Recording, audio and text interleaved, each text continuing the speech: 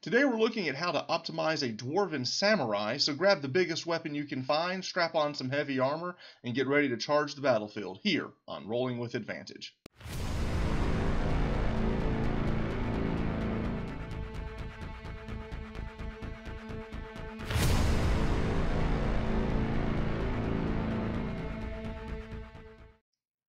I've been looking at making a samurai build for a while, and I've been looking at different race options.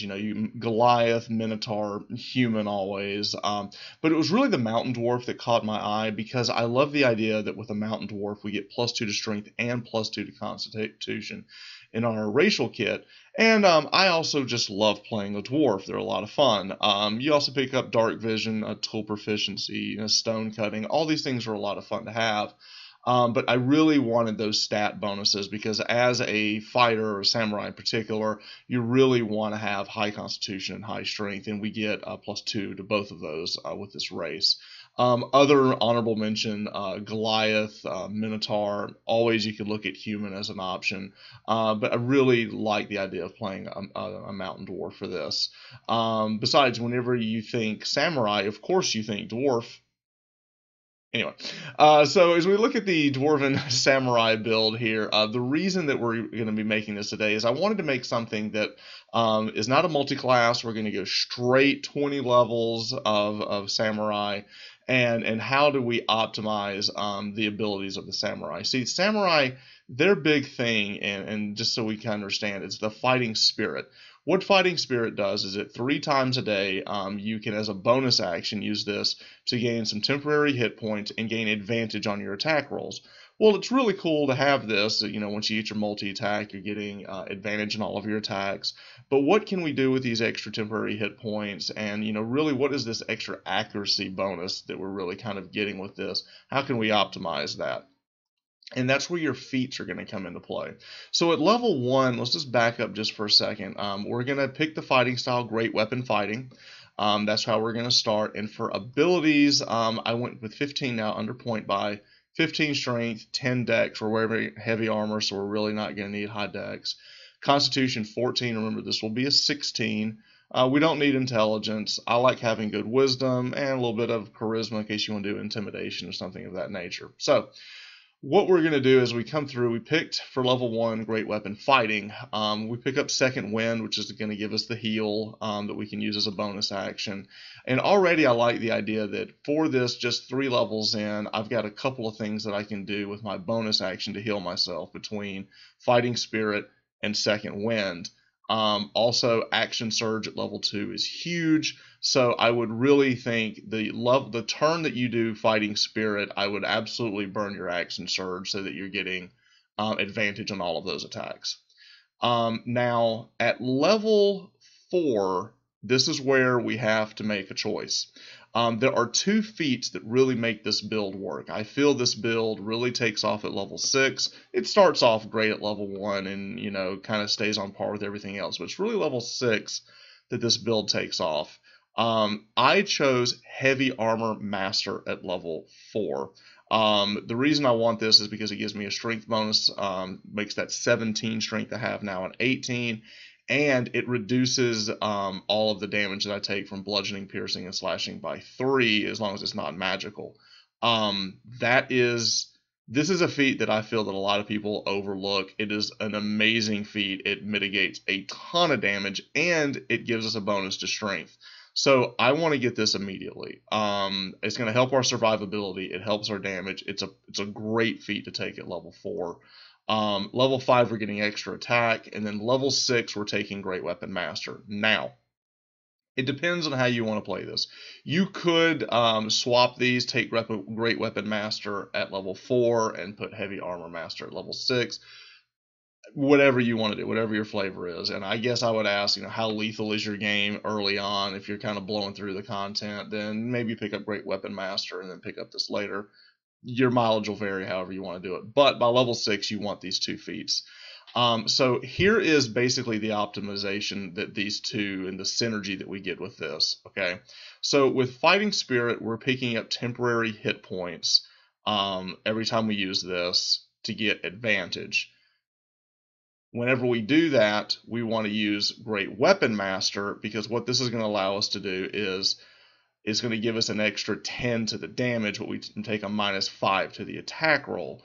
So basically what this allows us to do is we are going to take a hit in accuracy here to try to pump out a lot of damage, but when we're using the fighting spirit, we're getting advantage on that attack, so it kind of makes up for it. Now, I know some people will say, oh, but you're already using your bonus action for fighting spirit, so you really can't trigger this ability here for Great Weapon Master, that when you score a crit or you kill somebody, you can get an extra weapon attack. Now, I think you're still going to be using this ability off and on, because you're not going to use Fighting Spirit every single round. It depends on what you're fighting. You know, my take on this is, if you're fighting something really big, I would use Fighting Spirit and try to pump out as much damage as possible. If you're fighting a bunch of little things, I wouldn't use Fighting Spirit. I would just think that maybe my Great Weapon Master attacks can kill something and get that bonus attack off of it. So even though some people say this is a non-combo or a non-combo or whatever, I think it does still have some synergy to work with each other between Fighting Spirit and Great Weapon Master. I just like the idea that I think it's cool that I'm adding temporary hit points, but I'm also reducing how much damage I'm going to be taking with Heavy Armor Master. And then the Fighting Spirit is going to give me an accuracy bonus for my Great Weapon Master. So if you're tracking, all of these three abilities, these 2 feats and the Samurai class ability, all kind of work together in synergy to help make this character, you know, a killing machine. I really think this character could kill a lot of things quickly. Now from there, at level 8, you get another ASI. I would put your 2 points into strength to get this up. At this point, our strength should be 20. And then, you know, we just kind of keep going. You know, Indomitable is a great ability to help you with your saving throws. Timeless Spirit, I love this because you get to basically get your fighting spirit back as you're going. So even though we only get 3 a day, if we have multiple encounters, we can actually get one of those uses back. So it's pretty cool. I would actually take this all the way to level 20 as is. I would just keep going down. If you really want to multi-class, you could take levels in Cleric since we have a good Wisdom. I don't really see this good with Barbarian because we're wearing heavy armor. I don't think that's really going to work too well. I think this class we just take straight Samurai Fighter all the way out. I think it'd be a lot of fun to play. So for background, I chose Pirate. I wanted athletics and perception. I liked having the bad reputation for, you know, a samurai dwarf. Just seemed fun to me. As far as proficiencies go, I took animal handling and survival. These are skills that I really like because I do have that 14 in wisdom, so I figured I'll pick up a lot of my wisdom skills. You know, if you look at your skill set, you know, for this class, you're going to be really high in strength, and the only strength skill is athletics. You're going to have high constitution. There's really not a skill for that. So the only other skill that you can really excel in is going to be the wisdom. So I'm doubling down, getting animal handling, survival, and then coming over here, picking up pirate, which is going to give me the athletics, which I want for strength. And then perception is always a great skill to have. So this is all cool. Oh, also one more skill that we get. Another cool thing about Samurai, I almost forgot, is you get a bonus proficiency. I took insight, again, doubling down on wisdom skills. You have the option of picking up a language. I find skills are way more useful than languages, just depending on your game, but this is the way I would go with this. So what does this look like? So this is a level 10 version of this character, and basically what we have is, you know, ton of hit points. We're having heavy armor. Now this is no magic items. I'm just basic kit, you know, chainmail, 16 AC, and with the heavy armor mastery, you're going to be reducing 3 damage every time it comes in. You're going to have a lot of ways to heal yourself between fighting spirit, which at level 10 now gives us 10 temporary hit points. We're also going to have our second wind, which is going to give us a lot back whenever we use that. So a lot of ways to heal yourself. You have some good damage mitigation, and you can also deal out a ton of damage with Great Weapon Master. I like all the things this guy can do, and I think the selections that we made in character creation gave us a good, amount of skills where we're not just some dumb fighter in, out of combat. We have things that we can bring to the table, survival, insight, animal handling. I mean, all of these things are great to have. Athletics, in my games, we use athletics a lot. So I think that's a really good skill to have.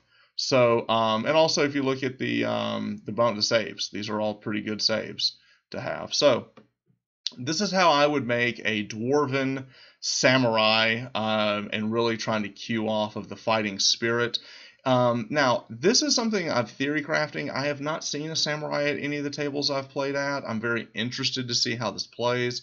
So if you have played a samurai, please, by all means, leave some comments below. Let me know the pros and the cons of the build, what you liked, didn't like. Are there any other racial combos that I'm missing? I'd be interested to see different ways that we can make this. I think a samurai can offer a lot of cool options, and I think we should see them more often. I think it's a pretty cool idea behind the character. So if that's it, I'd love to have any feedback. Be sure to like and subscribe to the channel, and as always, keep rolling with advantage. Thanks.